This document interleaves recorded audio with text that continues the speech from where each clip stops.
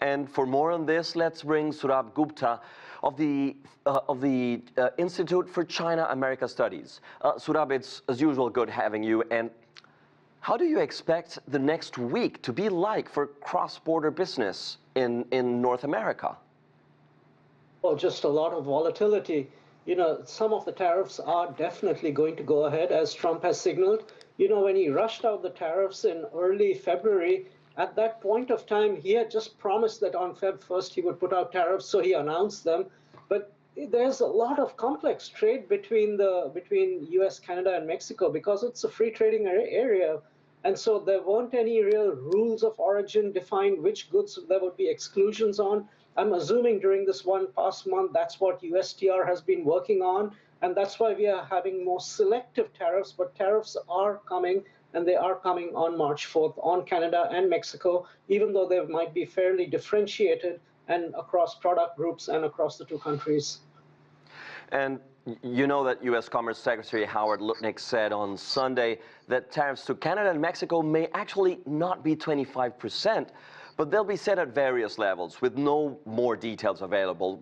What do you make of this?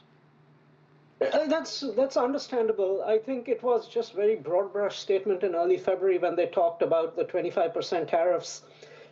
We have to understand the relationship, the trade and immigration relationship of Mexico to the United States is far more complex and far more difficult to sort out than Canada's relationship with the U.S. in terms of trade and immigration. On the other hand, the Mexicans seem to have made greater efforts to try to ingratiate themselves with Mr. Trump than the Canadians have.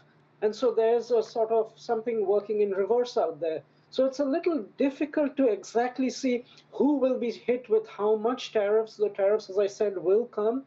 On top of that, we have to understand, you know, we're talking about these Canada and Mexico tariffs related to immigration and fentanyl, but there are already steel and aluminum tariffs on top of that, which are also coming. And Mr. Trump has now started an investigation on softwood lumber, which should hit Canada. So there are many, many things still in the pipeline. And so how this all shakes out and plays out, it'll take time. But all that can be said is that there is going to be disruption going forward, especially with tariffs kicking in within the next couple of days. Sourabh, I'd like to dig deeper on something you just said. How do you see the administration treating Mexico and Canada differently? It's gone out of its way. It's essentially told the Trump administration that we are a point where there's a lot of Chinese assembled goods which then enter the United States. Maybe we will take tariffs up on Chinese exports to Mexico, which then kind of are assembled or transshipped to the United States. So in that way, much of what comes from China to Mexico and thereafter moves to the U.S. can be controlled per se.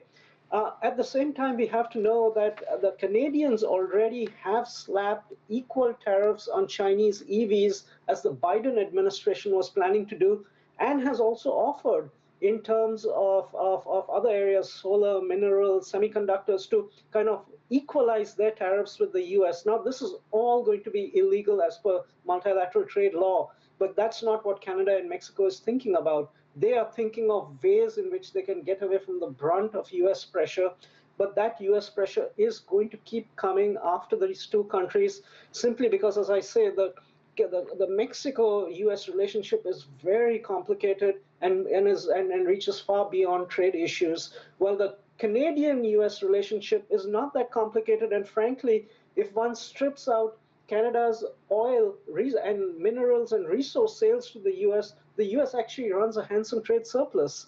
So that relationship, I assume, will be a little more easier to manage, even though Trump and Trudeau's relations are very poor at this point of time.